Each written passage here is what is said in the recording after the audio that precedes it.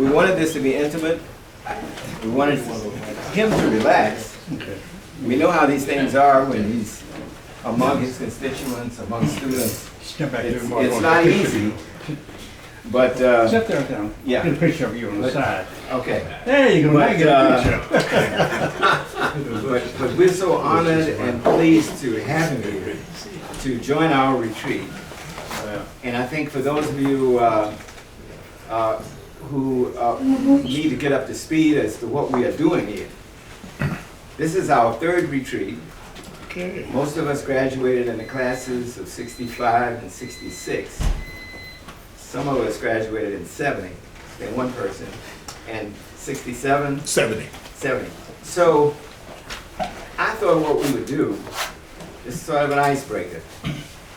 For you to go around the room with your name, the year you graduated, no speeches. Be clear. You know how Morehouse men are. You can't give tell them, you them give them a platform and they're going to go with it. But we want you to limit it to your name and your class. Okay? And if you want to add your occupation, that's fine too. So, let's start here. Charles West, class of 66. Entrepreneur. Perry Little, class of 66. Retired judge. Frank Peterman, class 84, pastor and also a former politician. All right. Cecil Brown, 65 and 66. The one you should have and the one you did. Retired information systems pro, I guess. Bob Dockery, class of 66, television, radio, and stage producer. Carl Jackson, class of 1970, retired pastor, counselor. My wife said you could tell him Morehouse man, but you can't tell him much. Alan Carter, like Cecil, 65, 66. I'm a clinical psychologist. Let's go to Dad. So go ahead, Dad. Desiree White, class of 1963. OBGYN, best thing, retired. Earl Ernest Gow, Doctor of Dental Medicine, epidemiologist, class of 1965. James P. Brown, class of 65 and 66, PhD chemist, and there are three Browns here. Cecil is my twin brother. We graduated together, and Archie is back there. Yeah, The three of us. the three of you with one on the vine is me. Howard Brown, class of 66. Finally graduated and got my paper in 70 after 4 years of Air Force, and I am a retired attorney. James Hale, class of 65, 66, retired OBGYN. Matthew Plummer, class of 65, 66. Now you've gotten the trend, haven't you? The year you were supposed to. I'm a dentist in Houston, Texas. Ruben Briggity, class of 65, retired physician. Kenyon Ford, class of 85, oral surgeon, not retired. Yeah, Joe Jackson, class of 64, semi-retired orthodontist. Andy McLeod, class of 67, retired dentist. George Greenlee, class of 73, retired professor emeritus from St. Petersburg College. Rod Cash, class of 65, retired federal employee. Jai Jackson, class of 1991, dentist. Baby. And Dad's here. Herb Stone, class of 65, 66. Retired physician. Brown, class of 65, a long stretch to 75. I didn't know that. I'll wrap it up. Kwame Shihai, class of 2010, healthcare administration. And Yes, sir. Yeah. Ron got Ray Shihai, back there. class Introduce the of- chef. We got Ray under let's introduce our chef Ray back there.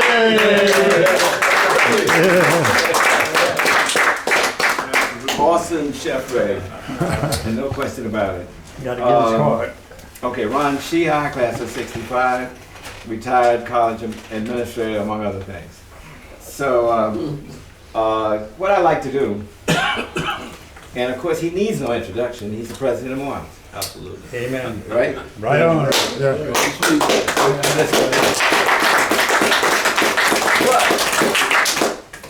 But it would not be fair if I didn't read who he actually is and what he's done. So I'm going to do that. Now, in our packets for this event, this short bio from his office was in everybody's packet, but some of our new guests have not seen this. So just bear with me, and I'm gonna read from his bio. David A. Thomas, PhD, president of Morehouse College, is internationally recognized for his expertise in organizational management and higher education leadership. A noted academic scholar, award-winning author, and business consultant for 100 of the Fortune 500 companies. Dr. Thomas has also served as Dean of Georgetown University, Wharton School of Business, and on the faculty of Harvard Business School, and that's the Morehouse, of course, the East, and the Wharton School of Business. Right on. And at the University of Pennsylvania. At Morehouse, his fundraising leadership has resulted in approximately $190 million, a still growing higher total than any other presidential tenure in the history of the college. So let's give him a hand. Just to edit, we just hit 250. Oh, all right. All right. That's what I'm talking about. Very good. Morehouse has extended its reach by launching its first online degree programs and has amplified its positioning as a center of intellectual discourse and social engagement in areas such as global leadership, professional equity, social justice, and innovation.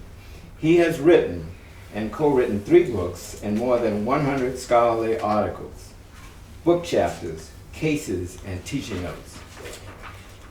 Let me go on. Among other honors, Dr. Thomas is the recipient of Washington Business Journal's Minority Business Leader of the Year Award and the National Executive Forum's Beacon Award, and was named one of Atlanta's 500 most powerful leaders by Atlanta Magazine. Getting serious about diversity. Enough already with the business case, co-written by Dr. Thomas, won the 2020 HBR McKinsey Award as the best Harvard Business Review article of the year. He serves on the boards of DTE Energy, Common Fund, Vanguard, and Yale Corporation. He is also a senior advisor for grain management. He earned a PhD in organizational behavior studies and a Master of Philosophy in organizational behavior, both from Yale University, along with a Master of Organizational Psychology from Columbia University and a Bachelor of Administrative Sciences from Yale College. I present to you the president of Morehouse College, Dr. All right.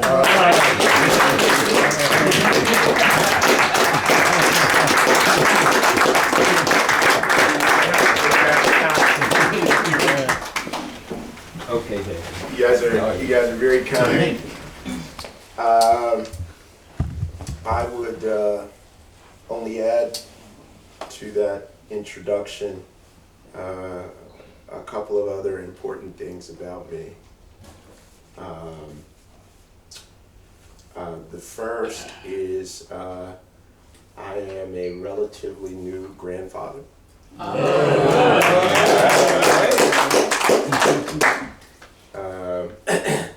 I have 3 children that I'm immensely proud of.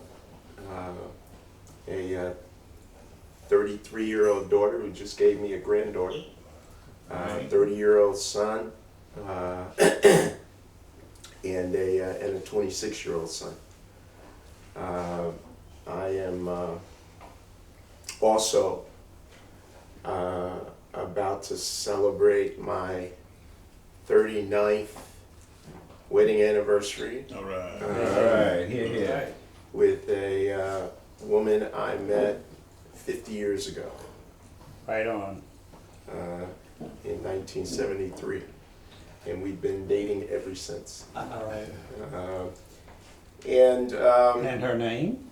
Her name is Willetta Lewis. Thank you. She is the, yeah, her name is Willetta Lewis.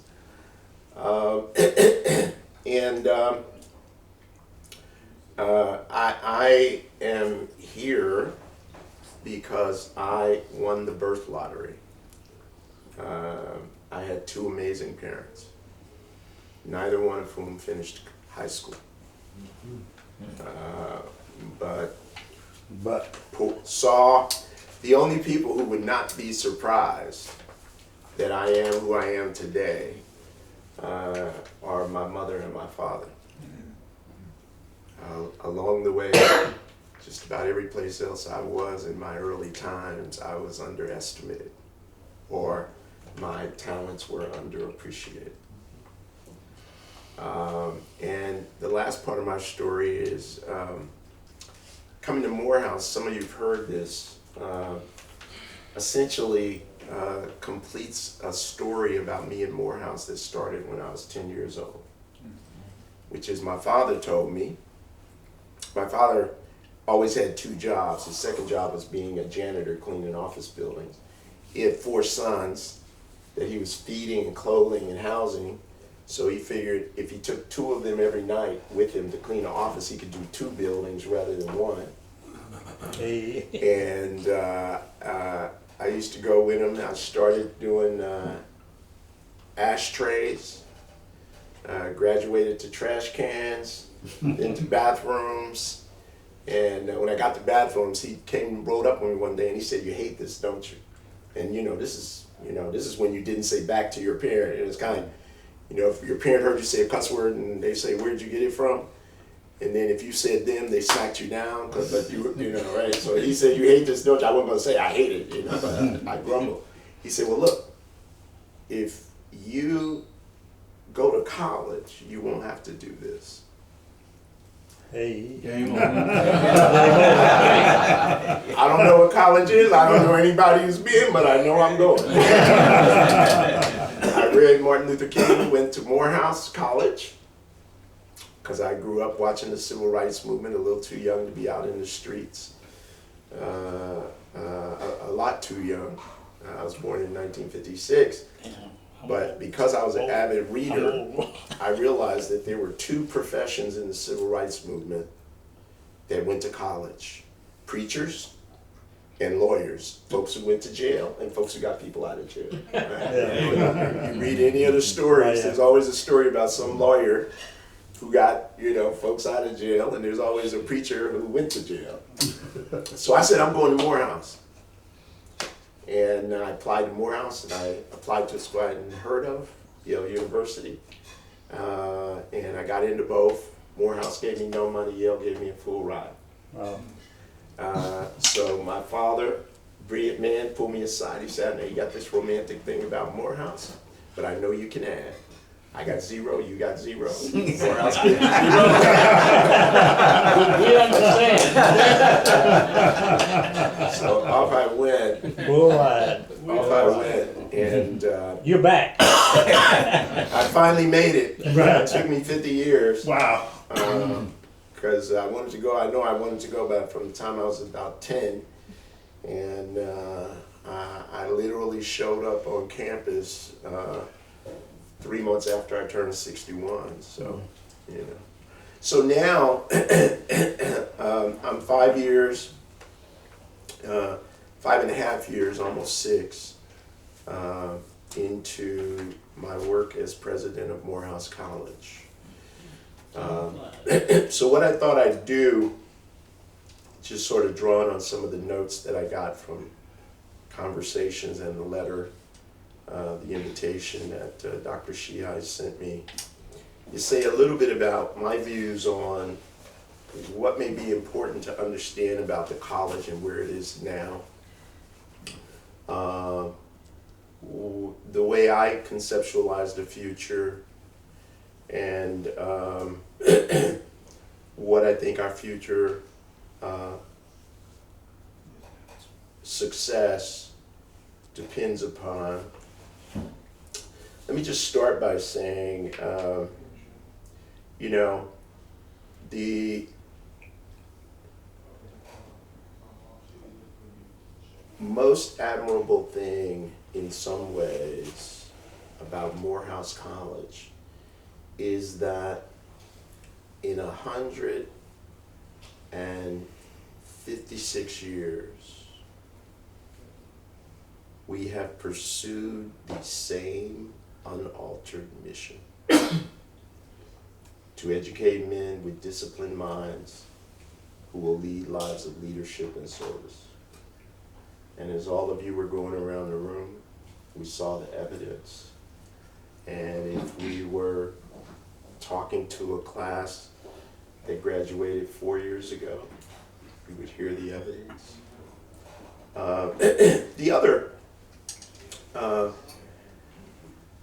question that, when I first got to Morehouse, people would sometimes ask me is, what is Morehouse? What is Morehouse? And there are lots of ways to answer that question. Right? It's like we get the mission, but what is it? It's Morehouse thing. And over time, I came to my own way of capturing what Morehouse is and what makes it more than just a great college, because there are lots of great colleges. What makes it more than just a great historically black college? And the way I capture that is that we are the only place in higher education on this planet singularly dedicated to the production of black male excellence at scale. You can go to any graduation in the country and you can find onesies, maybe even tensies, but there's no place you can go and find 500 black men walking the stage. Amen. There's my friend in the back. Doc, how you doing? I'm good. I'm good. Introduce yourself. William Maurice Bill Nix. Hey. You're not the Knicks I know. He's from South Florida. East Coast.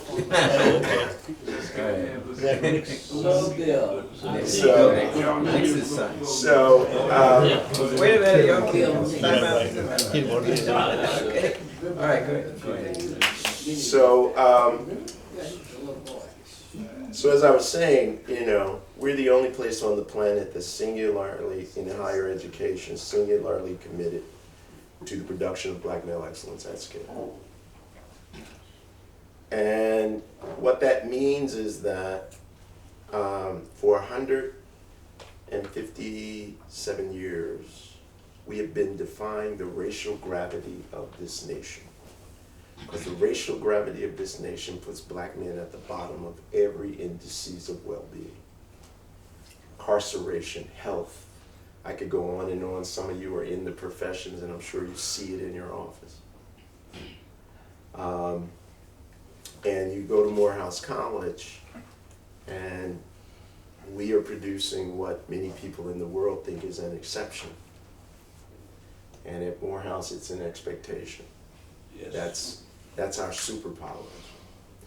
I do not believe in the Morehouse mystique, because mystiques are unexplainable accidents. What happens at Morehouse is not an unexplainable accident. Now, we may take some fun in having people think that it's magic. but there's no magician that has lasted 157 years. Right. Right? There's what we do. And what I am committed to is continuing that tradition. And when I think about my leadership, I go back to my first mentor, who was my father. And when I was finishing my PhD, I rolled up on him and I said, "What's the hardest job you ever had?" Because I was trying to figure out what to do. And he shocked me, because this guy had hard jobs. Like I told you, he was a janitor. He worked on the kill in slaughterhouses, and some of you may be old enough to know what the kill was in a slaughterhouse. Literally, it's where all the brothers worked because you got higher pay, and you basically slit the throats of the cows as they came on the kill line. Oh. Right? Hard work. His answer was, hardest job you ever had was being a father. I was shocked. No high school diploma, but he had a PhD in being a father. I said, "Why is that?" He said, "Because you never know how you're doing." I'm puzzled again. You got a son about to get a PhD from Yale.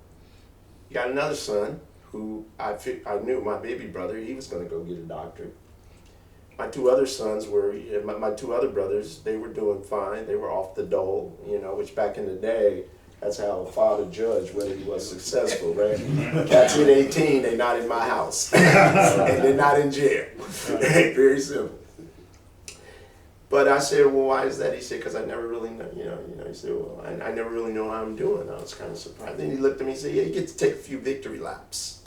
Kid graduates from college, you're getting a PhD." He said, "But I don't really know how I'm doing." I said, "Well, when will you know?" He said, "I will know when I see how my kids raise my grandkids." Same thing is true for a Morehouse president. Dr. Shihai was very kind in reading nice things about me.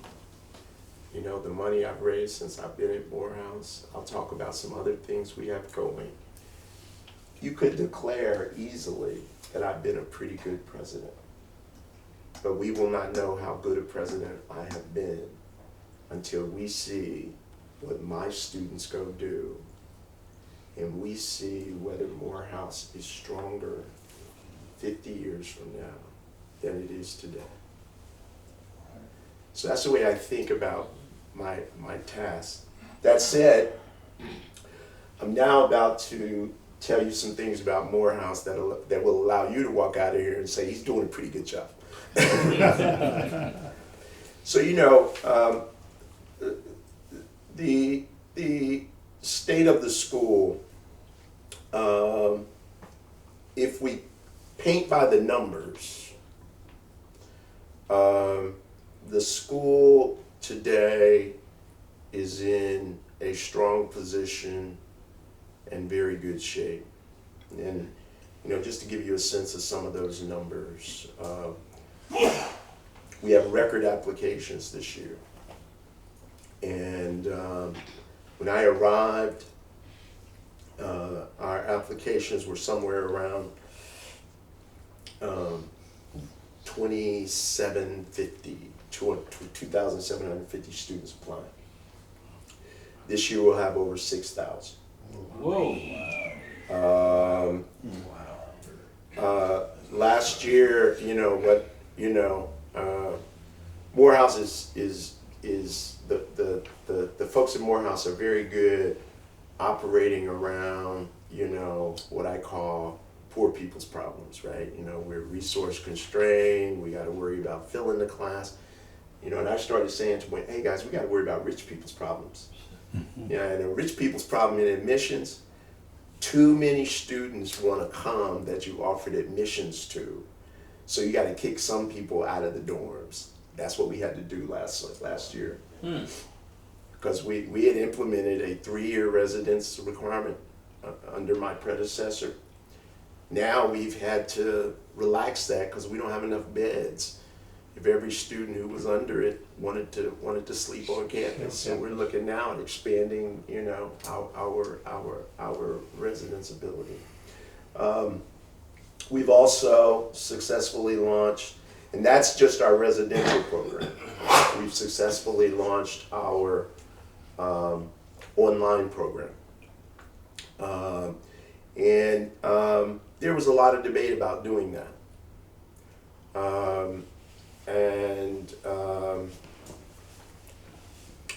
What we've done is launch a program that is targeted toward men with some college, no degree.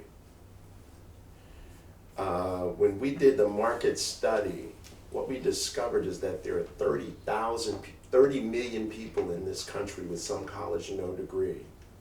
3 million of them are black men. What we also know is that the difference between having a college degree and not is on average $1 million in lifetime earnings. And the other thing about the program that surprised us is the age range is 27 to 72. Wow. And a number of those at the higher end of that age range are Morehouse men or men of Morehouse who never finished. Right on. And we're hoping to expand that. And it's also shown us how powerful the Morehouse brand is. Because it's grown faster than most online programs in the country. On the financial side, our health is good. I'll just give you some comparative data. Today we have no debt.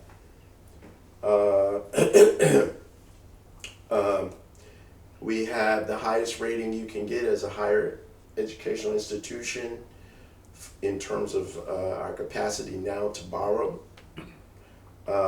When I arrived, we had $60 million in debt. We had junk bond rating.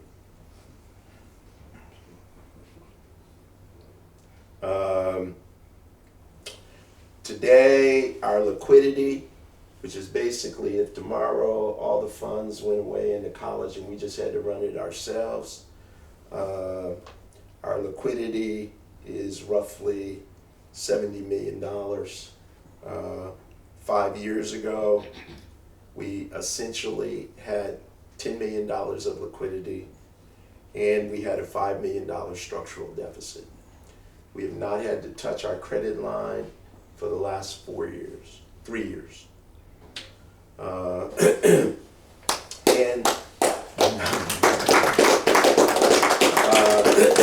our endowment today is $260 million, third largest among HBCUs. 5 years ago, our endowment was $125 million. I might have said that 260 million. Definitely. 125 million. And What is it now? What is it now? Today it's 260 million. Okay. It was 125 million 5 years ago. And as I said, at the end of this year, we'll close our fundraising toward our capital campaign at $250 million. And we're in the middle of a $500 million capital campaign, so we are halfway there. So that's when you paint by the numbers. You look at us from the vantage point of capital infrastructure. I was saying to some of you that my first September I stayed in the dorms, got to look at,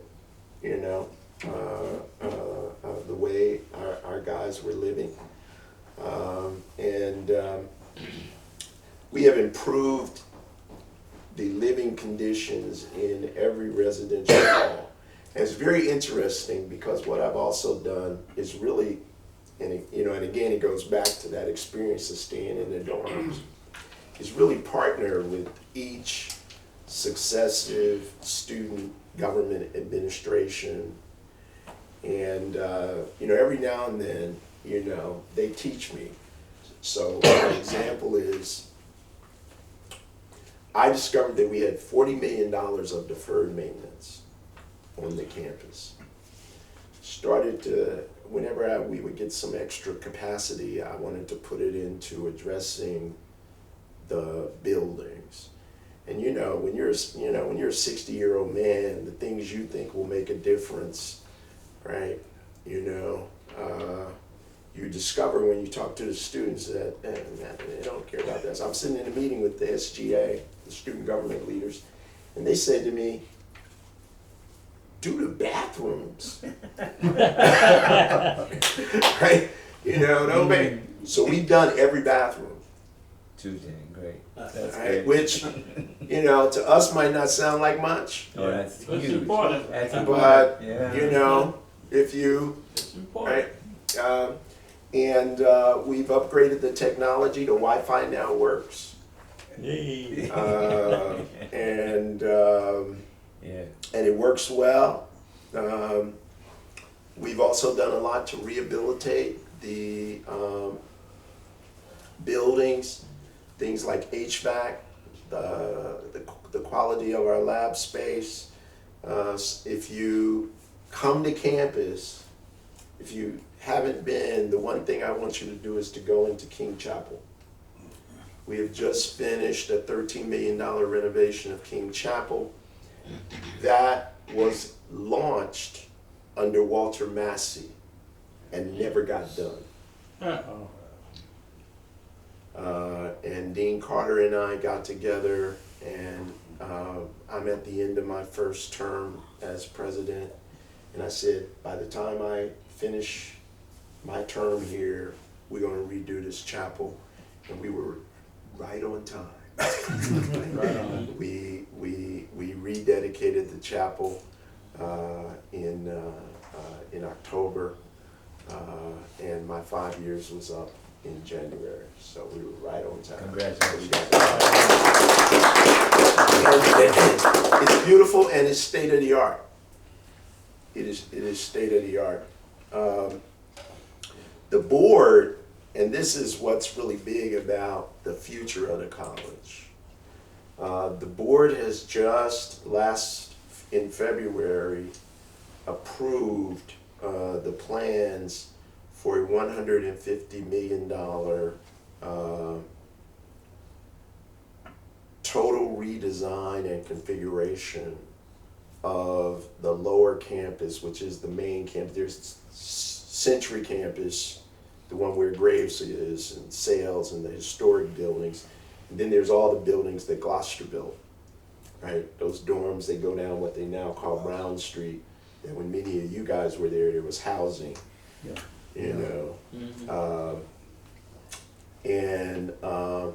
it's going to encompass a new student center, state of the art, as well as 2 new dorms that will add about 150 to 200 beds to the campus to meet our housing needs.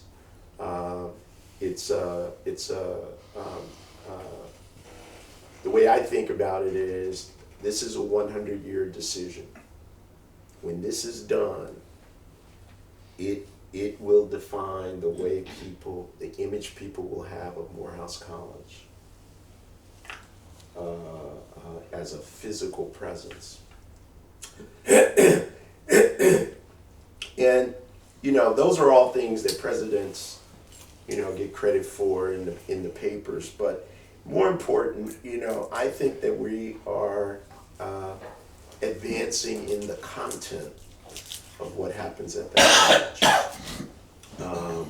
By that I mean innovation within our programs that we offer. Just to give you some examples of what I find most exciting. We have launched something called the Black Men's Research Institute. The idea there is to create a vehicle to project Morehouse out into the world more clearly, not just as a great educational institution, but as an institution speaking to the realities and issues and challenges to the well-being of Black men globally. And the interesting thing is, no institution has the moral authority of Morehouse to speak to those issues. But if you read the papers, you know, Trayvon Martin, Obama starts My Brother's Keeper, you know, you sort of name the news cycle. You very seldom, if ever, saw a reference to an authoritative voice at Morehouse. To me, that was unbelievable when I was taking the presidency. So we've gotten funding, and we're now in the process of hiring an executive director. We've also collaborated with the other schools in the AUC to create a data science institute that offers courses in data science to students across the AUC, as well as research focused again on the Black community. We are the leading institution in the country right now using virtual reality to actually teach. We have something called Morehouse Metaversity. You know, if you have Morehouse logged into your LinkedIn or your Twitter, you've probably seen it pop up. We've created a software engineering program, and connected to that is an institute called Culturally Competent Computing, where we're looking at the issues, things like the biases in artificial intelligence that replicate the same biases, right, that lead to things like racial profiling. The fact that those facial recognition devices are less effective at identifying Black people than other people. Now, imagine, right, if somebody doesn't focus on that, what's going to happen? Yeah, some people are going to be put in jail. Exactly. You know, two of us who look modestly alike, one of us actually did something, but the face shows up on the camera and they go for the wrong one. Yeah. And now they got objective data to justify. It's the same thing, right? Wow. So we're focused on that. We have a program in cinema, television, and emerging media that is so good that there was an article written that ranked it one of the top 20 cinema film schools in the country, and we don't have a film school. It's just a department. Right? Wow. One of our students just won Sundance short film documentary.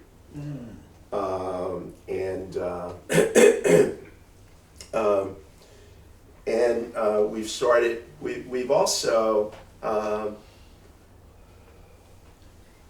something I'm very proud of is we have a group of faculty who are also working with incarcerated individuals and taking students into that work. And I think it's important that at Morehouse it's very clear that, you know, while we are part of creating what Du Bois called the talented 10th, that our call to that talent is, what are you doing for the 90? Right? That the test of what we do at Morehouse is not what we did to be in the 10th, but how we used it to impact the 90. Mm-hmm. Right? Mm-hmm. And our students are winning. We had a Rhodes finalist this year. I'm pretty sure next year we'll have a Rhodes successor. We're still the leading college among HBCUs creating Rhodes, but we sort of lost our edge in that. We took our eye off of these fellowships. And they're very important in terms of creating a culture that says to our students who really want to be invested in their academics that we value you. So we are revving that up. One of our students won a Marshall this year. There's also a very prestigious fellowship called Pickering. We won one of those, and we got and we probably have 2 Fulbrights. Post-graduation, 90% of our students leave. They're either going to graduate school or they have jobs. And the companies recruiting on our campus are as good as the companies that recruited when I was the dean at Georgetown. You know, what I would say in sort of assessing that data to you is we are in good condition and we continue to produce great students, but we have a gap between being good and being greater. And that gap is in improving our operational excellence, our execution, being student-centric in our services, customer-centric in the way we relate to families that are thinking about sending their students, and transparent, connected, and demanding of our alumni. I think you guys need to know what we're doing. You need to be connected to us, and we need to be doing a better job of saying to you what we need and expecting for you to respond. We have our a big challenge for us is that we know is on the horizon is affordability. When you were in school, and it was true through the 90s, something on the order of 30% of the students at Morehouse, their families, combination of their families and their own ability to work a summer job or do whatever, they could cover the full freight of being at Morehouse, 30%. Today, less than 5% of our students come from families that can afford the $50,000 price tag. About only 2% of the 2,200 students that are on Morehouse's campus today are in families that are writing a check for the full amount. We've got to address affordability. That's why our capital campaign is so important. And the first pillar of our capital campaign is Rising Men of Morehouse, which is creating the conditions that allow all students that we admit to Morehouse to graduate. If you come to new student orientation today, I do not say what the dean said to many of you in student orientation. Look to your left, look to your right. Right? You know,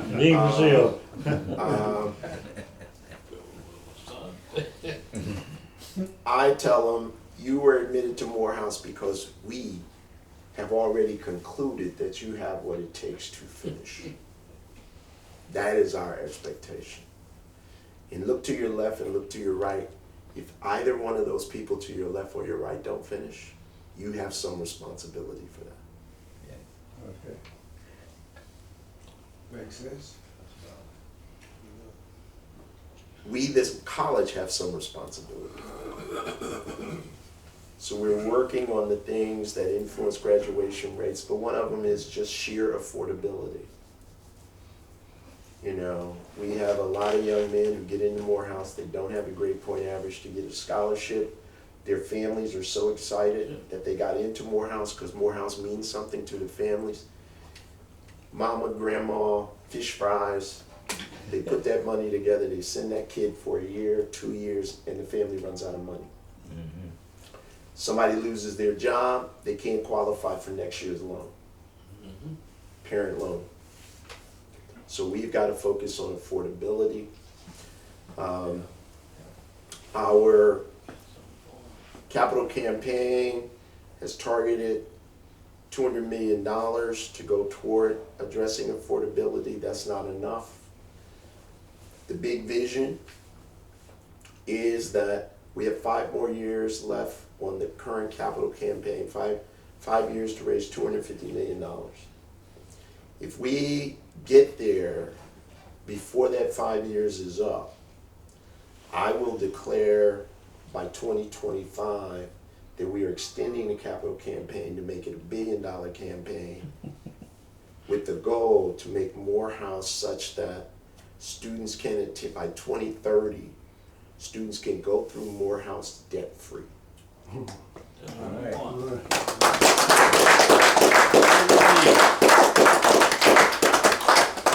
Because that's the only difference between us and Bowdoin, Amherst, Williams, Georgetown, you name the high-end liberal arts colleges that we compete with for students. And I'm on the board of the Yale Corporation, right? I'm the president of Yale's boss, right?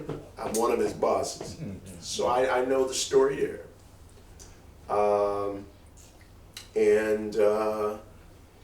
If you're from a family that makes less than $150,000, you are guaranteed to go through Yale debt-free. Wow.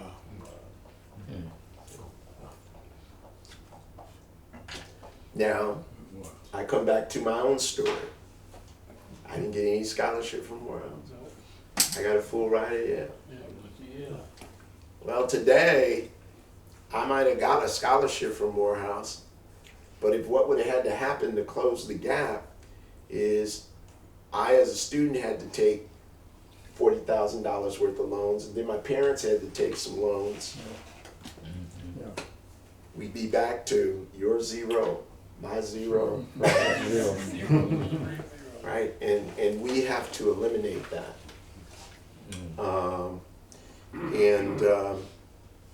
We also have to build the campus for the future.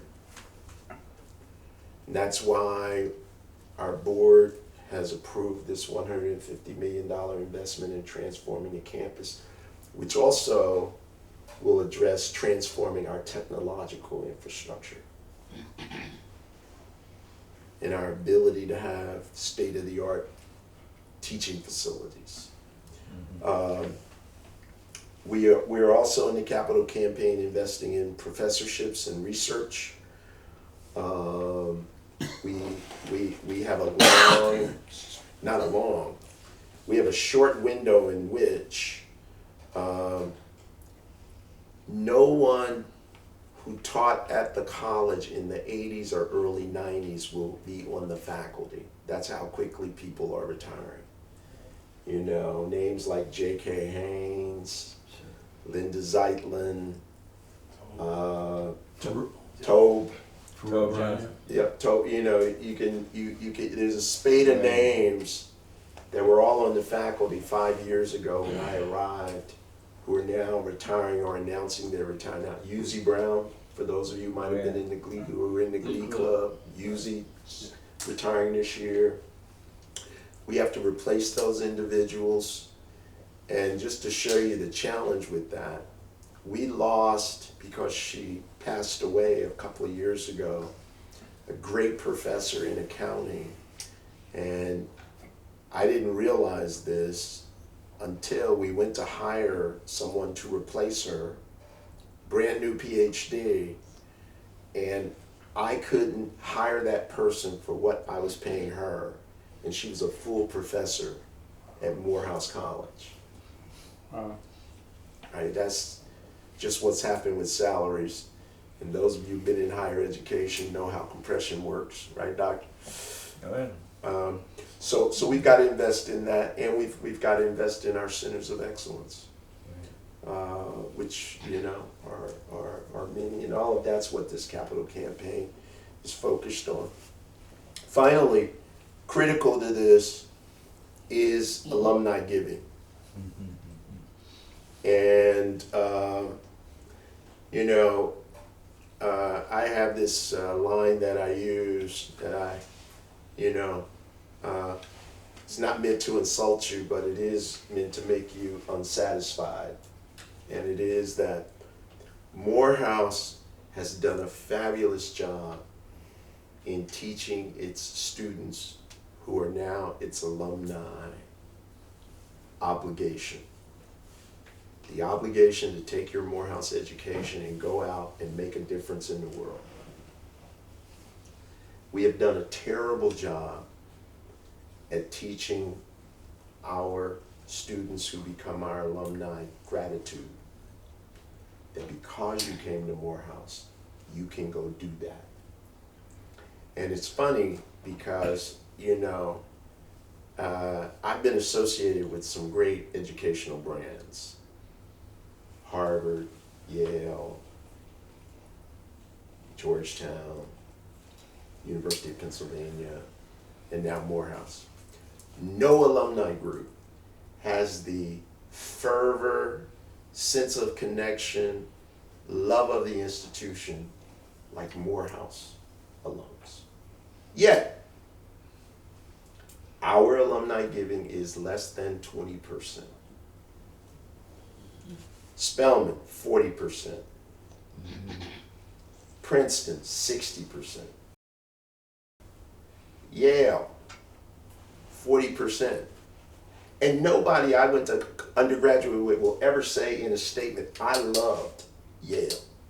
They were the best 4 years of my life. I stood in here for 5 minutes. I heard it at least 5 times. But what they do recognize is that but for going to those places, they wouldn't be able to do what they did today. I think the same is true for Morehouse. You know, all of you in this room are highly successful at whatever you went and did. And you went to college in a period where it is absolutely true that if you had not gone to Morehouse, right, at Morehouse you are not, because you went to Morehouse, you're not an accident of the universe. And somehow, and you know, I'm not long for this world. We got to change that, because we can no longer depend on white people. 90% of our funding comes from white institutions or white people in our fundraising. And on a per capita basis, Morehouse has the richest alumni. Why do I say that? First of all, we're an all-male school. So whether we want to admit it or not, we benefit from the gender bias that favors men. This is among HBCUs, right? It's just, right? Then you put on top of that the high rate of our graduates who went on to great graduate programs and professions compared to other historically black colleges and universities. So, you know, this is not to shame us, but this is to say we just can't be satisfied.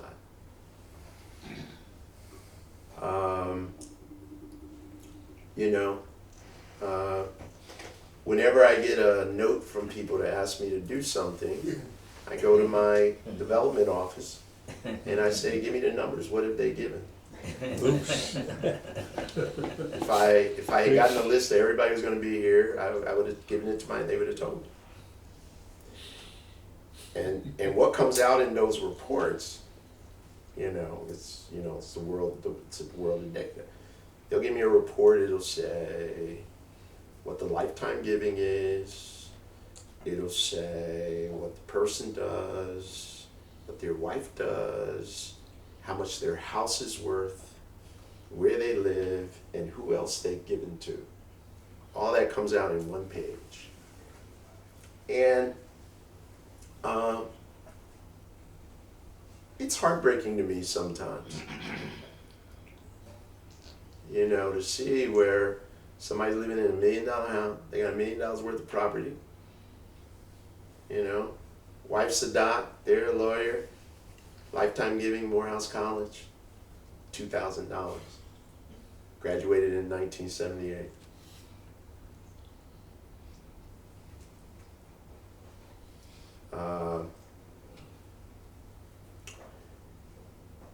And after 5 years of doing this and realizing, you know, that I'm 67 years old, so at most I'm going to be doing this 3 more years. You know, I'm now about saying, you know, to that notion of, I'll know how well I've done when I see how my grandkids raise their kids. Right? Well, you know, we're all that generation that's raising those grandkids. And Benjamin Mays is looking at us, and Hugh Gloucester is looking at us to see how we raise his grandkids, how we create the conditions so that the college gets to the year 200. And it's stronger than it was when he was here. Stronger than it was when I was here. That's what we got to be focused on. I'll end on a high note. We are stronger than we have ever been, by any stretch of the imagination. By reputation, by what our graduates go and do, by demand, we're stronger than we have ever been. The problem with that is it can create satisfaction.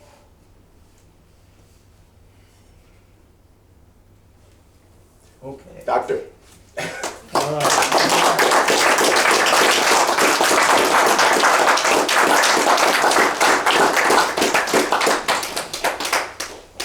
So we're going to come back to fundraising because you laid out a challenge to us.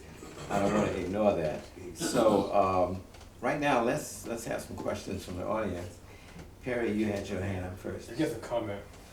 My daughter finished Spelman, so I've contributed to them for about 20 years. So what I noticed, we can learn from them to some extent. I am. Yeah, their endowment is this, and their alumni is Twice ours. Twice ours. One thing they do is that they encourage and recognize donors, whether it's $100, $200, $300, whatever it is, they recognize that. And they publish it. So I tried to suggest to people at Morehouse that they need to do the same thing. I'm not sure how far it got, but I never saw any changes. So one thing you can do is to recognize, people like to be recognized, and that recognition encourages other people. You don't have to give $10,000 a year, but just be recognized. Okay, start from somewhere. Yep. I totally agree with you. And when I first got to Morehouse, I mentioned it, and the pushback was, well, if you do what some schools do, you know, where you show like these are the people who gave this, you know, from 10 to 20, from 5 to this, from 5 to that, other people will feel uncomfortable. Ignore that and do it. Ignore that and do it. But I understand what you're saying. You know, and to that point,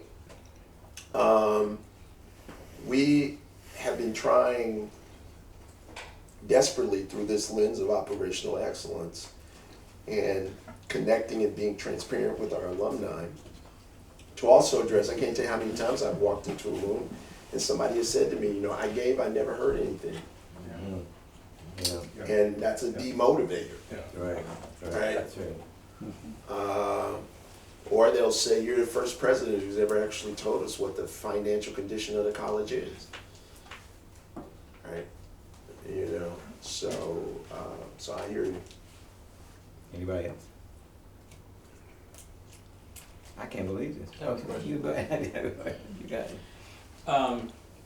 Can you elaborate a little bit on the affordability issue?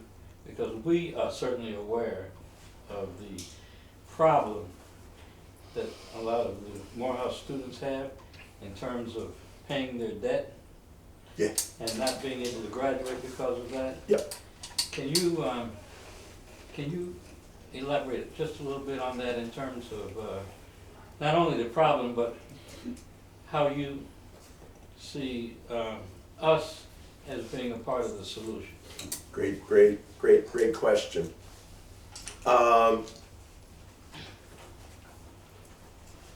You're absolutely right. You know, we have students who get to that, almost to the finish line, and then they don't have enough to close the gap. Part of the solution, you know, is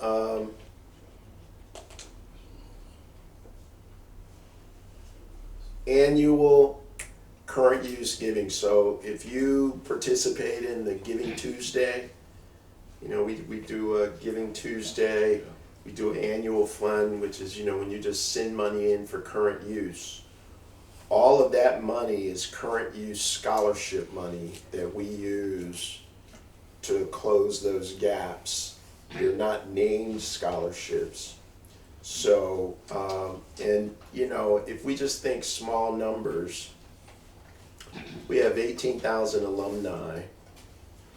If with half of our alumni giving on an annual current use basis, we averaged $1,000, which means some might be giving 5 and some might be giving 50.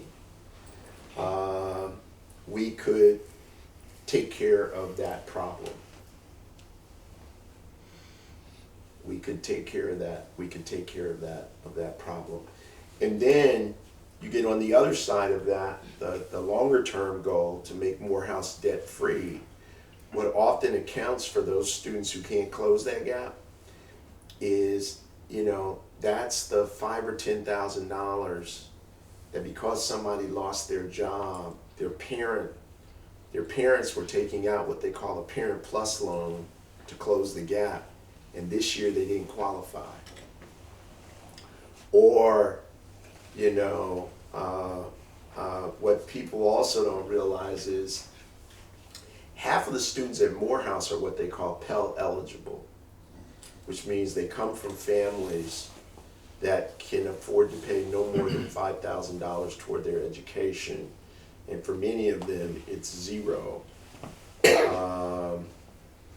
And, you know, sometimes they are also breadwinners for their families.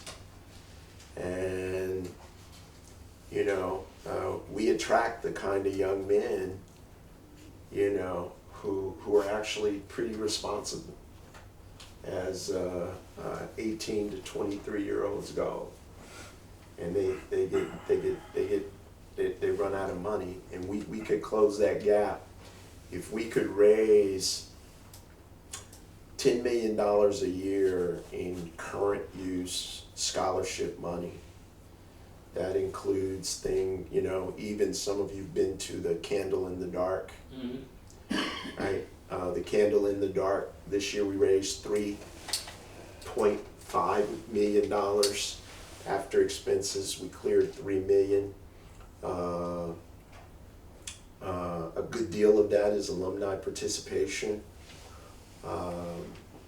You know, and when I got there, Candle in the Dark was losing money. We were basically throwing a party for ourselves. Right? And, you know, some people got a little pissed because they had to go deeper in their pockets to pay for a ticket. You know, and other people thought it got a little too corporatized. right? Because we're selling tables now at $20,000 and $25,000. You know, but alumni have also been extraordinarily helpful in that, because we then had some alumni who said, "Hey, I'm glad you raised the price, because now I'm going to go to my CEO and tell them, you know, we're gonna, we're gonna do for Morehouse what we do for the Boy Scouts." Right. And you know, because they used to have a $5,000 table, we're not going to talk about that. They got $20,000 table now. You know, that's what they're doing. Jack? My question is, there's a lot of changes on the Morehouse campus over the years, inclusive of the Ray Charles Center, Performing Arts Center. How much more real estate does Morehouse have in and around the campus? And can you also speak to the security concerns that remain on and around campus? And just so I can continue my mind going, can you also talk to, a lot of the fraternities have endowments now that they're very proud of, that are, you know, helping the school. Can you talk to how you would like to see endowments work a little bit better or more positive for the school? Okay. All three of those, sorry. Okay, yeah, those are a lot of questions. all big questions. Let me start with the land question, because it's a great one.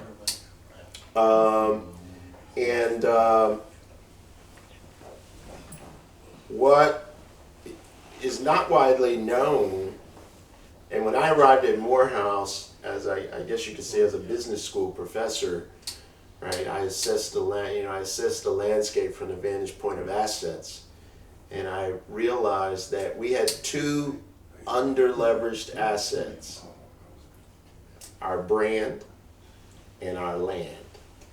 Turns out, outside the walls of what we think of as the Morehouse campus, we own a little over 14 acres.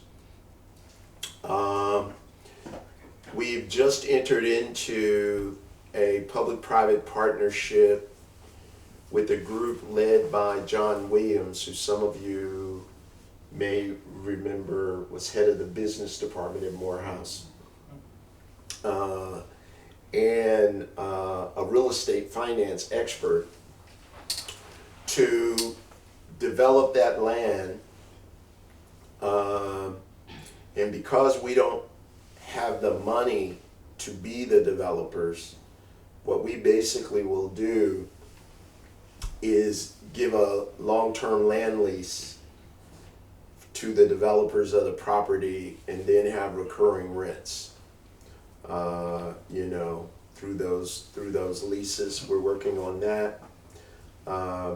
We're also working on a project right behind Ray Charles. We own a substantial plot of land, and we're working on a project to create academic space for our innovation and entrepreneurship center, and behind that building will be a data center. These are the centers where, when you're on your internet, you're actually going through what they call a data center, right? That then sends your data where you want it to go. And Atlanta is short on data centers, and it's growing fast. And so we're working on that project to develop that land. We also have some possibilities connected to where our stadium is located, because we're right on Lowry. And the development happening in Southwest Atlanta is just off the charts. And the last frontier is Southwest Atlanta. So it's coming our way, especially if you're with the new football, what's not new anymore, the football stadium, the redo of State Farm, right? So we are strategizing about how to leverage our land, and the hard thing there is just making the trade-offs, because and we've got another big parcel right across from the tennis courts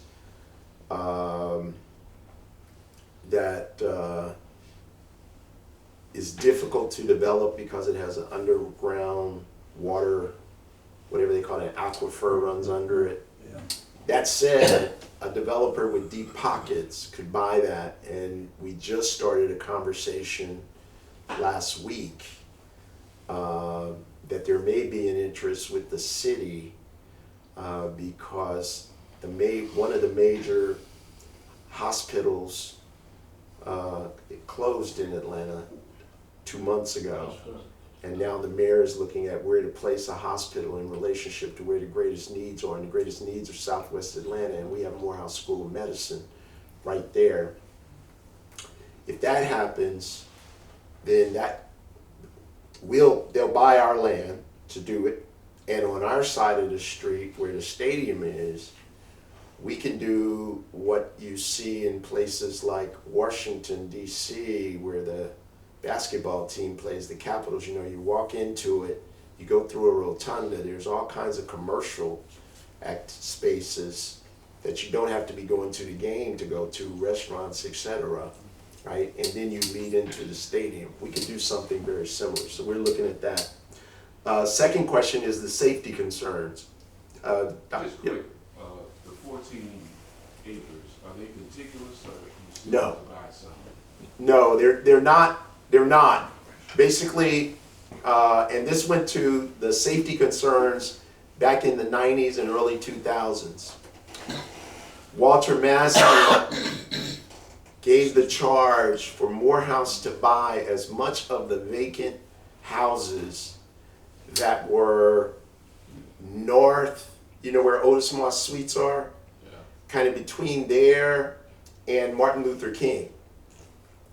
So when you drive through there, if you see a vacant lot, 90% chance we own it. Some of them we own like 10 in a row, right?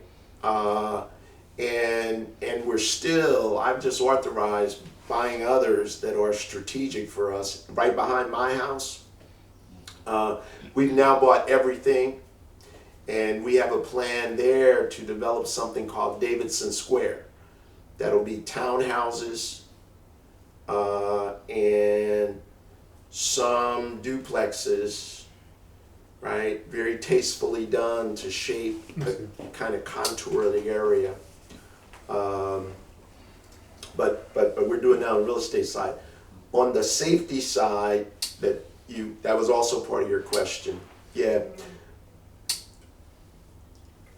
One of the challenges that just comes out of the history of relations between schools and the AUC has been that every school has their own police force. And up until very recently, they were highly uncoordinated. What do I mean by that? They didn't even have the same radio systems. So if Clark became a hotspot, the Clark chief had to literally dial the Morehouse chief to say, we're having a problem. And if any of you have been involved in public safety, you know, sadly we see a lot of it on TV now, time is of the essence. So we're working to become more coordinated. We even have a proposal on the table to create one unified police force across all the schools, at a minimum unifying the gun carrying, what they call the sworn officers. I call them gun carrying officers, but the sworn officer pool. Then each school would have its own set of folks that they manage who do the gates and crowd control. And the last thing I'll say about Morehouse is we just hired a new chief of police, started last semester. His name is Charles Prescott, Morehouse alum. Came out of the sheriff's office, Fulton County Sheriff's Office. He's done a fabulous job, and we've now doubled the number of sworn officers at Morehouse College, and also ceased to outsource our non-sworn security patrols so that we have more control over them, and they are more, because we used to outsource it, and they are more connected to the college. All in the effort to create, you know, a more secure environment at the college. And Your third question, you got to give me some grace. I'm 67. So, something about endowment, I think, of the your, fraternity. oh, the third question was the endowment? To the club. Yeah. Fraternities and stuff. Huh? I think it was endowment through. For the fraternity? Oh, through the fraternities? Yeah, yeah. You said the fraternity. The only thing, the fraternity endowments are totally independent of us. So the only thing that we've done there is we've had a few fraternities that have stepped up to make significant contributions to Morehouse. And I forget which ones, but I think it's Omegas and Alphas, right? They in exchange, they want to put statues on the campus or, commemorative. But other than that, and some of them, have funded scholarships, but I don't have any control. I don't talk to them about their endowments, other than alumni who come to me and say, hey, the Kappas would like to do something for the college. Let's have a couple more questions, and then we're going to let Dr. Thomas rest a bit. I'm fine. Are you good? I'm good. I'm good. I came here for this. All right. Okay. Sip of water. Wait a minute. Yeah. Good advice. Two questions. One comment about having a data center on the contiguous property of the college. Those things really require a fairly large, they can require a large footprint. And I was the fact that the contiguous footprint is so precious that in order to have an effective data center, it doesn't have to be adjacent to the campus. It could be way out Lee Street where property values may be cheaper to acquire and connectivity is the name of the game. So I would maybe just throw that as something to look at. Yep. One other thing, when I was at Morehouse, maybe about 5 years or so ago, the math competency of the incoming freshmen, easily 65% did not perform at a C+ or better level. And I'm wondering if you're looking at what are the real core competencies that people need to have to be admitted in terms of them being successful, especially as we're into this more technologically demanding environment. Yeah. So,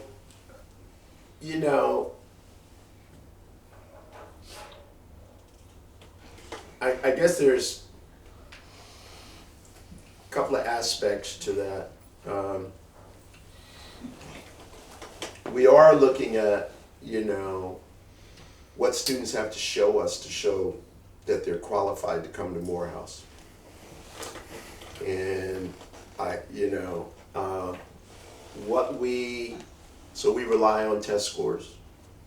We rely on transcripts, grades.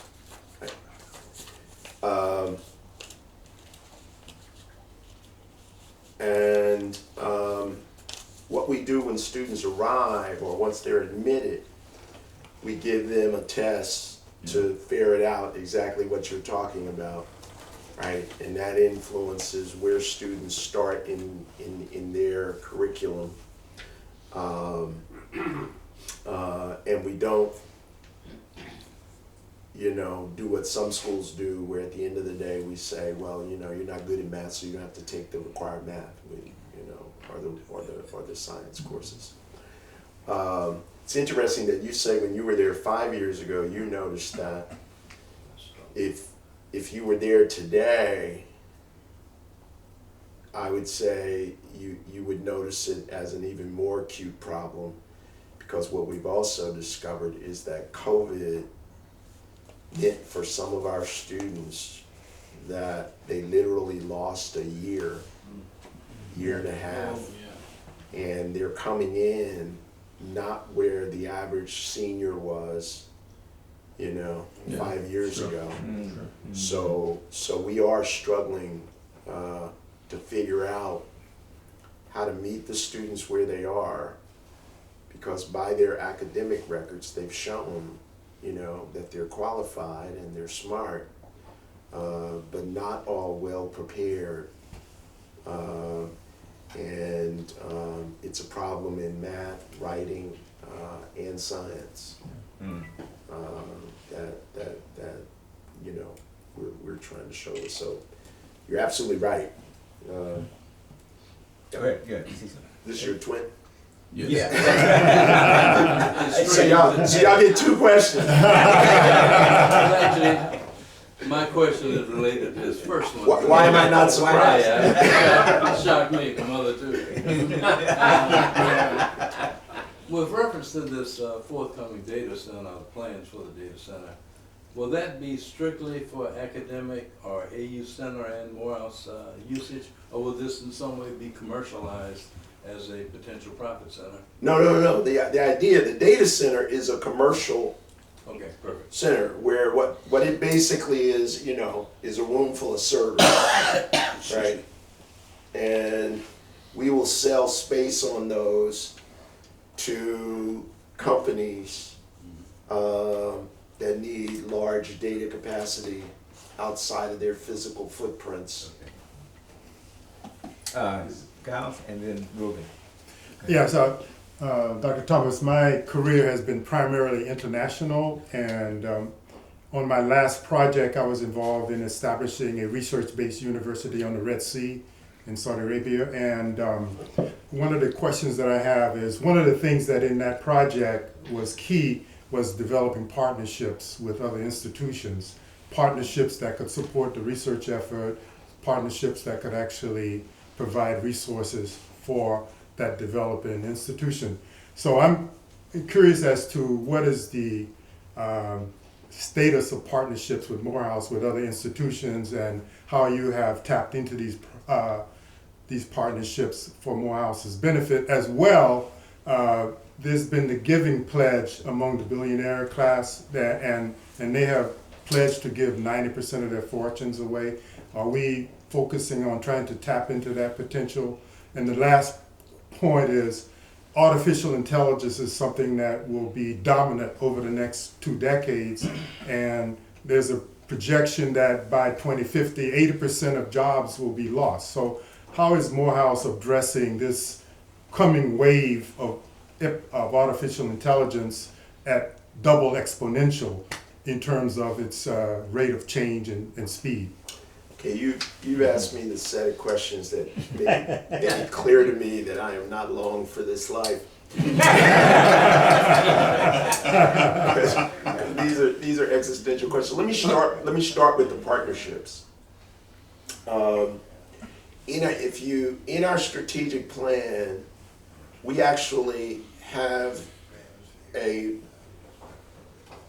plank, if you will, that is called Partnerships of Purpose, where we're actively looking at institutions that we can partner with to increase what we can offer to serve our students and to serve our mission. And we have another plank called Morehouse Beyond Borders. And in that, one of our goals is to internationalize the Morehouse experience. Bringing students here, sending our students out, bringing faculty here to do research, sending our faculty out. And on the student exchange part, we've made a huge amount of progress. And our goal is to raise the funds so that every student has to have a global experience. At the same time, in a bigger, picture, I just finished a conversation on Thursday about us creating a Morehouse satellite in Europe, based in the UK. We also have had with this place called the University College of London, right, which is, includes London Business School, the biggest educational institutional education school there. And we have a group of faculty who have been exploring doing something with the institution in Africa, with the school in Africa that I don't remember the name of. So we're very open to creating those kinds of partnerships. You know, putting a campus in London is one of those. Okay, you know, this probably won't happen in the next 3 years, but it's also about becoming more global in our thinking about black men. So the 3 individuals who came to see me to talk about the London opportunity, possibility on Thursday were all black men. The populations, what they helped me to understand more deeply is that the populations in the UK and other European countries are becoming much more black and brown. Yeah. And some of the same challenges that we face in this country are there, and some of the same dynamics that would attract a student to a Morehouse there are similar to what attracts them here. So. Let's see. AI. Hold on, just before the you. AI question. Ruben, oh, go ahead. Finish that. What are there any things that you will focus on as an institution to be a part of the AI revolution? So I mentioned that we now have a software engineering program, and connected to that is this Institute on Culturally Competent Computing. And one of the issues that, they're taking up is exactly that, right? Related to the AI. Our Data Analytics Institute, that's joint with all the AUC schools, is also part of preparing our students for this future, where we think data analytics, if you think about what's going to happen in the world, we focus on the fact that, some people say 40% of the jobs that now exist are going to disappear, right? And some people think that means 40% of jobs are going to disappear.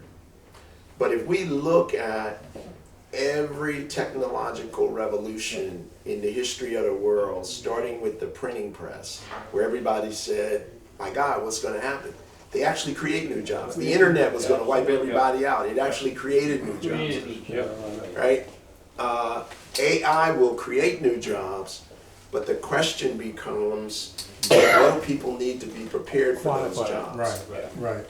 We think they're going to need data literacy and technological literacy, meaning you don't have to be a computer science, but you got to understand how to use technology. So we're doing things to, influence that, right? So you can learn to code at Morehouse now without having to take a computer science course.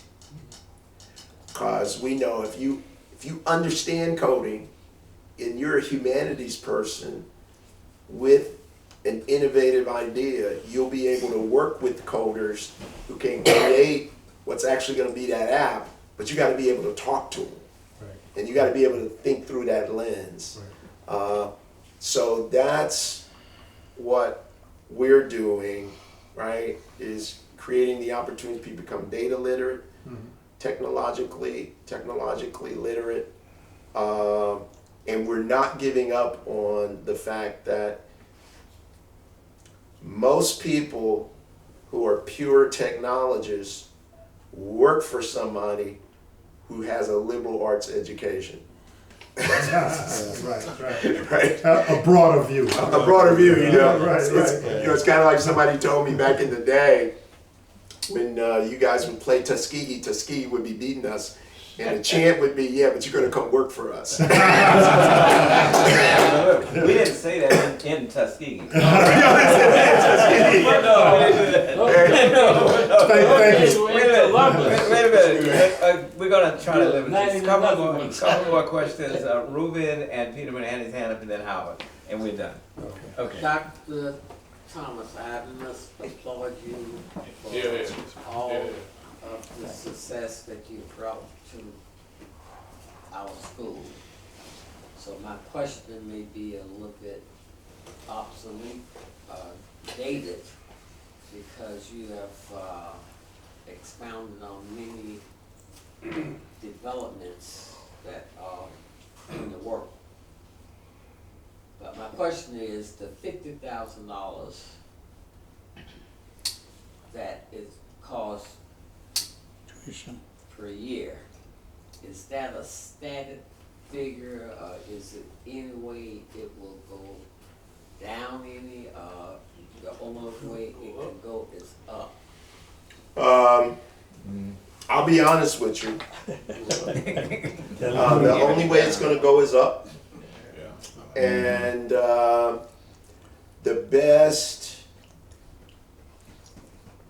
effort available to me is to do everything I can to slow the rate of up.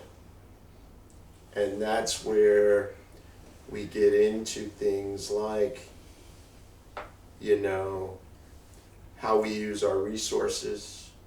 So, good example, I'm now chair of the Council of Presidents of the AUC. There are many ways in which I'm trying to move all of our schools to get on the same platforms for certain things. Like, we all buy toilet paper. We all buy paper and pencil.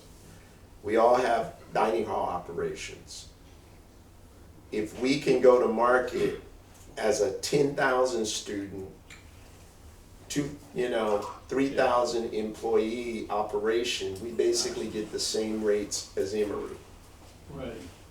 As opposed to, the way we operate around the internet now. Similarly, figuring out ways that we leverage technology to do things for us, right? To lower the rate of growth. But right now, if I'm, and my commitment to myself is to always be honest as I can be given what I know.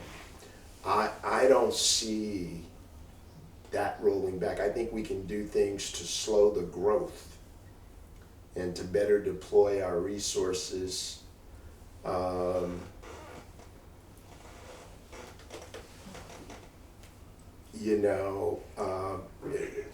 A challenge as the president of a college is there are many things that could create economies that you have to get through your faculty.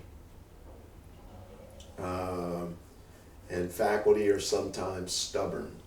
So I'll give you an example.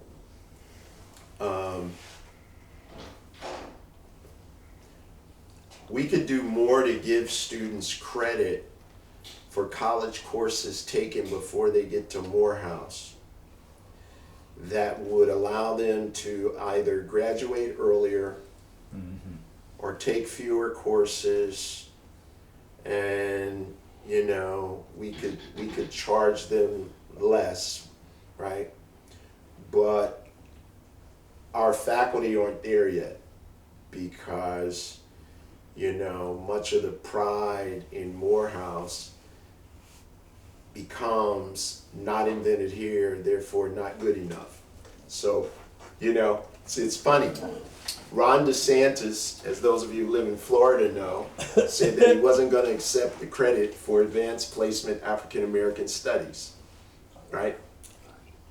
Or he wasn't going to let him teach it. No, yeah, he wasn't going to let it. He wasn't going to let it be offered here. Right. Well, guess what other place has said that advanced placement African American studies is not good enough to give advanced placement credit for toward a college degree?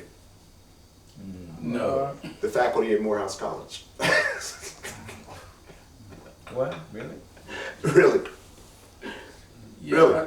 Really? We just had a vote on it not too long ago. I had experience with a student who had advanced placement biology, and we called hell having him exempt. you know, the freshman year of biology. You had to advocate for them. Oh, yeah. I mean, And it wasn't easy. It was. I mean, the chair wanted to get up and fight him. You know, it was bad.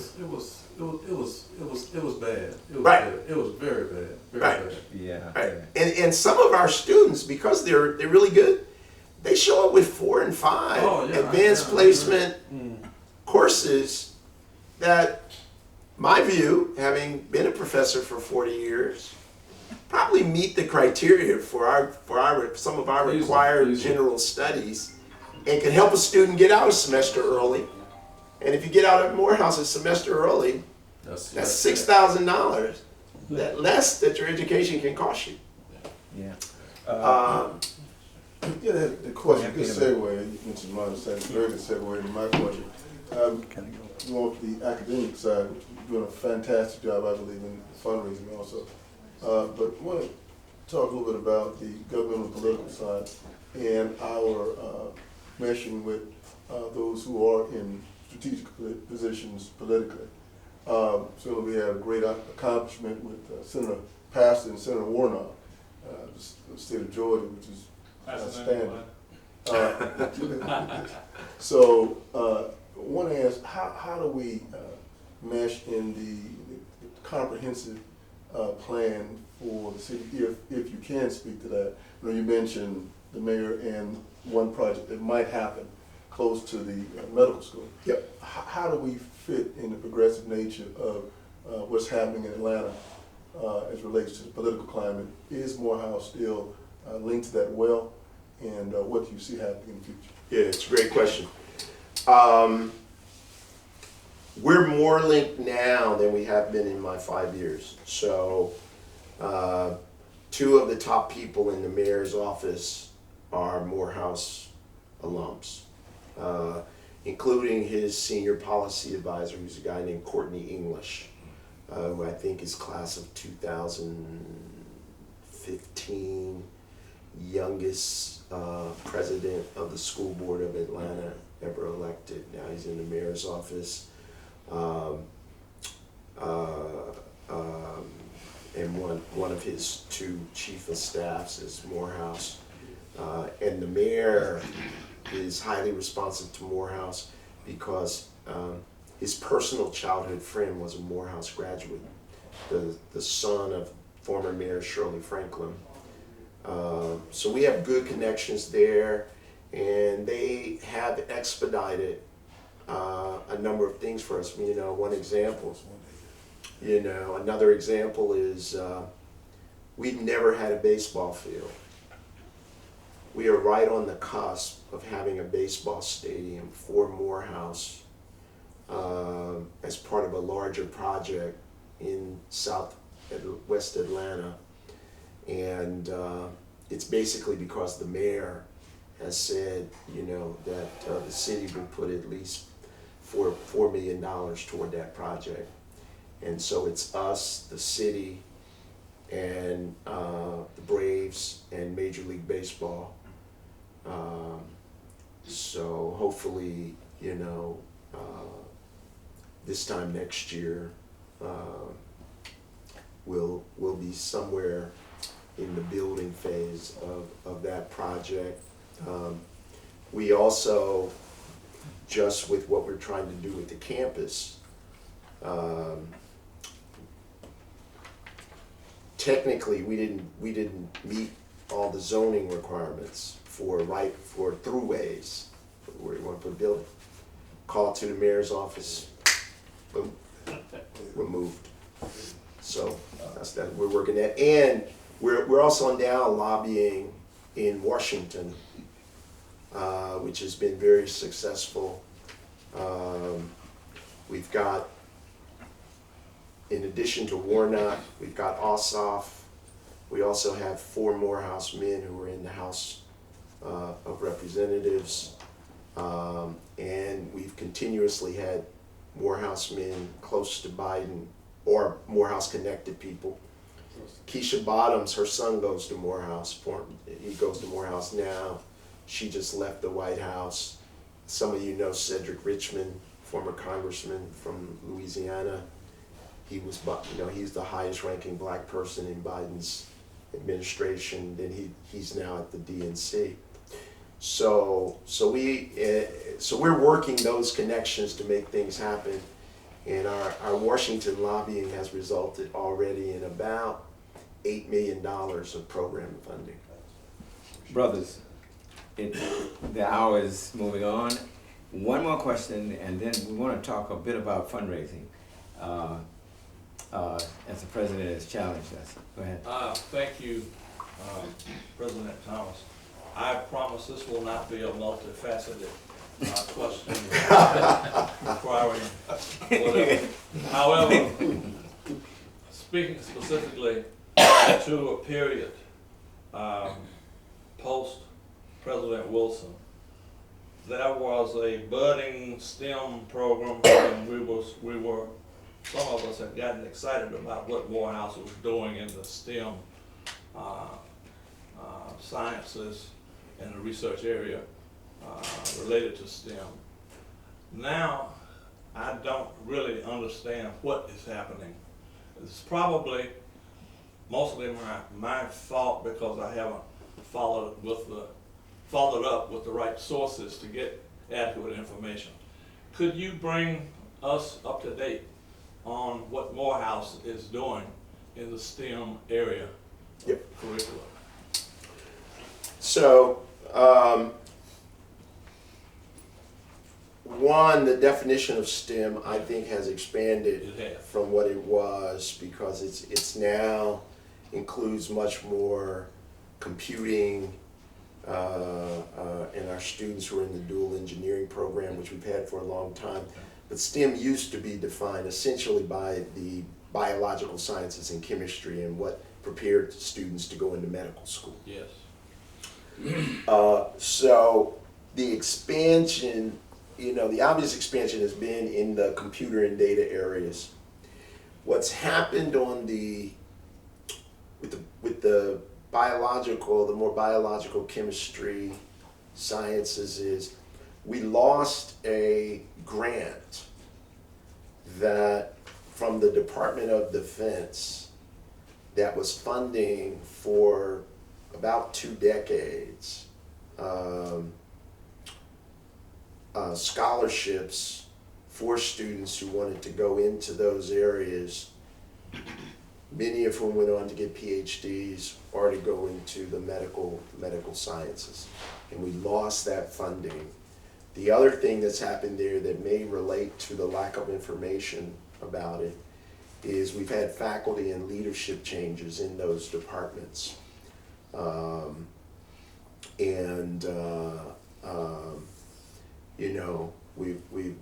We've lost faculty who were very much connected to our more senior generations of alumni, where 10 years ago you might have heard things about what was going on just because it was in the water, because faculty were connected. Exactly. And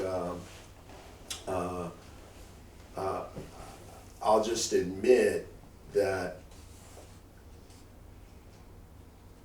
we have not been very conscious or intentional in our communication about what's going on in STEM, because the flip side is, compared to 5 years ago, we have more students now going to medical school than we had 5 years ago. We have more majors in biology now than we did 5 years ago. So, our STEM offerings and success, I don't think has declined in those fields, but we probably do need to be more intentional about communicating on it.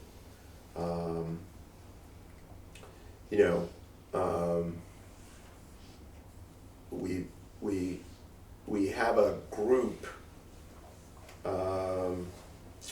the Thomas Blocker Society, that's been very involved in helping to mentor our students who want to go to medical school, and that's been very helpful and successful. Thank you. Brothers, Well, let me say this. Piggybacking on what President Thomas said, I would encourage, and I'm sure we would concur with this, all of you to give annually to Morehouse. I mean, I don't think there's any argument about that. But I'm not going to ask for a show of hands on how many of us do that. But in the spirit of brotherhood and propriety, I'm not going to ask you to raise your hands as to how many of you give annually, only to encourage you to do that. Now, in regard to this event, the steering committee discussed what we could do for Morehouse, considering the president took time out to come down here and talk to us.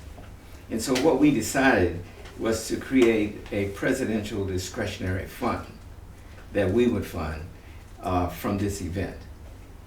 And we talked about the categories. Of course, once we give you a discretionary fund, of course you can do with it what you want. But we would encourage you to spend it on student emergencies and faculty support. So our steering committee has a treasurer, and I'd like Cecil to come up and talk about how we're going to effectuate this. Cecil. Okay.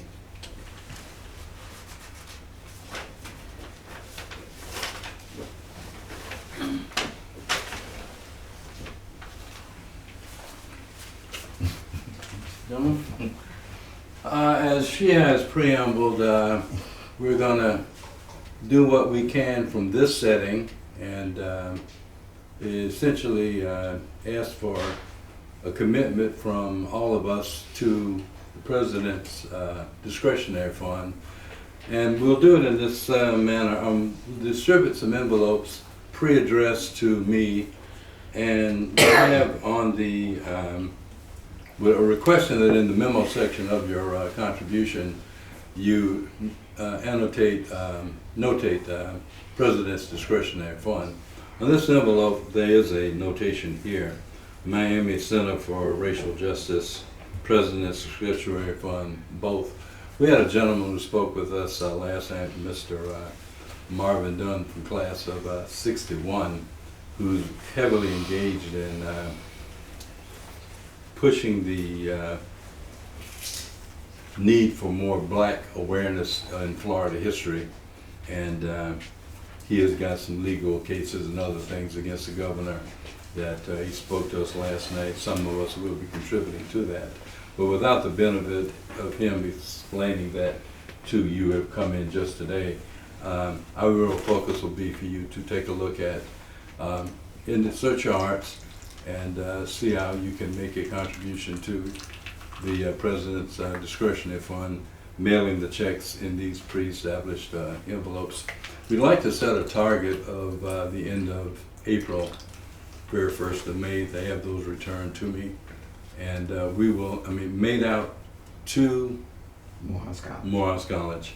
And we will make sure that they are properly turned over to the President's office, and you will be receipted from that body. And what I'd like to do is... In terms of tax deduction. Yes. Oh yeah, it's definitely... tax deduction, and it will count toward our capital campaign goal. Yeah. So remember the two areas that we suggest that the president uses these funds for: student emergencies, which is kind of hard money to come by, and faculty support. And maybe there's an emergency among faculty that the president would like to deal with, but that money is hard to really raise, and we thought it would be in the spirit of giving to give the president this discretionary fund. Question. Yes, go ahead. So, I'm passing the envelopes around. Some of you got these last night when we had our other presentation, so those who don't have it, please take one. If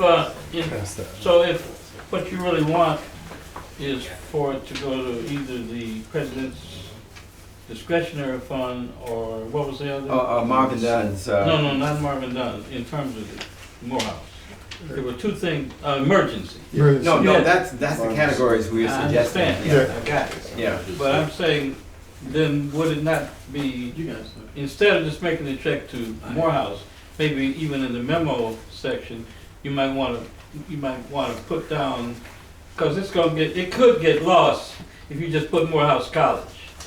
because every check that comes in says Morehouse College. So, well, wait a minute, so what my suggestion is to put in, at least in the memo, that you want, for the emergency fund or the president's discretionary fund, or just make it president's discretionary fund. Exactly. And that'll make sure that it doesn't get mixed up with other checks just to Morehouse College. That's all I'm saying. Well, Cecil is going to communicate Does that this. make sense? No, it's going to all come to Cecil. Cecil is going to communicate this. Well, I understand that, but when the check, college. I'm talking about what goes on the check. Yeah. President's discretion. President's discretionary fund.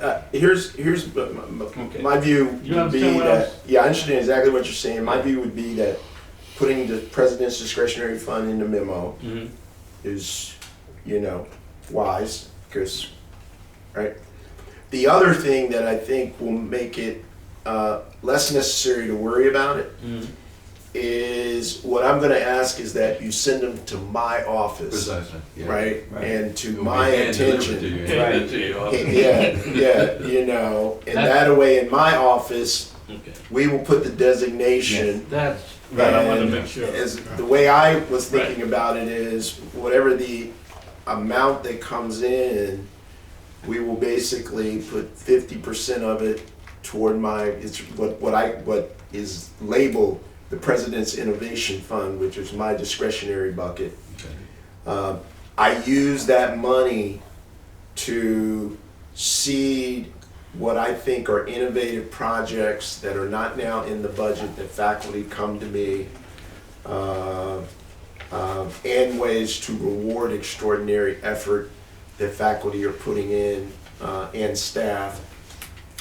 And then we do have a student emergency fund that's controlled by our Vice President for Student Services, and I would put half into that fund as a transfer from the President's Innovation Fund.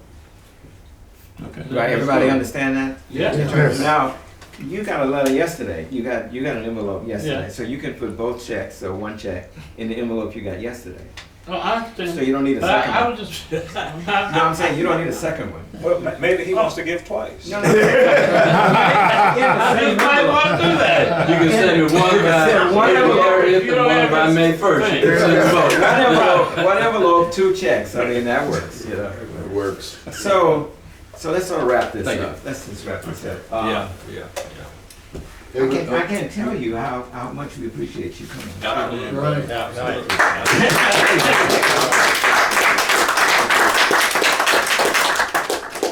I know, this is not a large group.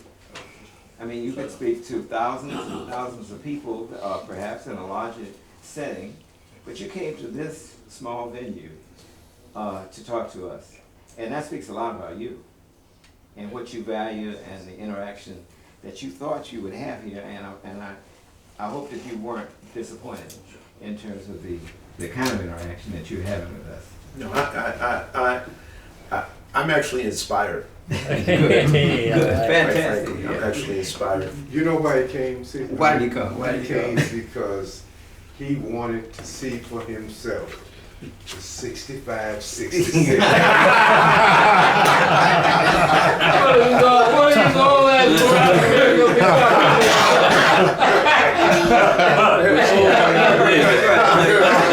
Nobody but Pete. I am very pleased that he came and with his remarks, because many of the answers that you gave, people have been asking questions about, and they always say, "Where's this? Where's that?" I'm saying, "Guys, did you read this? Did you?" I didn't get it. So they got a chance to hear the answers to the questions that they've raised, either directly or indirectly, from you, and that made all the difference in the world. So thank you so much. To be further inspired, do you have any questions of us? Because there's a lot of intellect in this room. No, it's not. Yeah, right. That falls under the category of speak for yourself. Wait a minute. I think there are three people I want to thank. sort of pulling this together. Now, we had, you know, the participants who are here who stay in the house, raise your hand so you can distinguish those from, this is the group that has come from, you know, different places, and we have been here since Thursday. And we have been engaged in, you know, conversation about important issues. But those that came just to hear you, raise your hand, okay? And those that came And the just fellowship.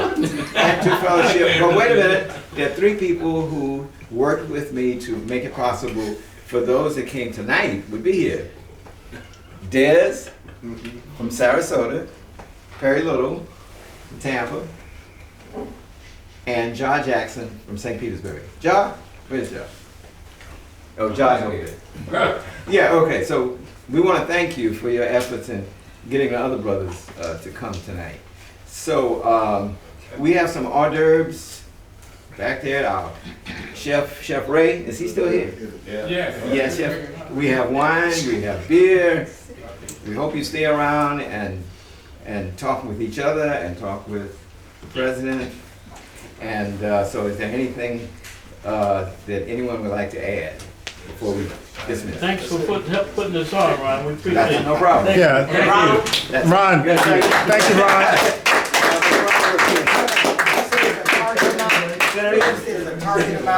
We don't have a target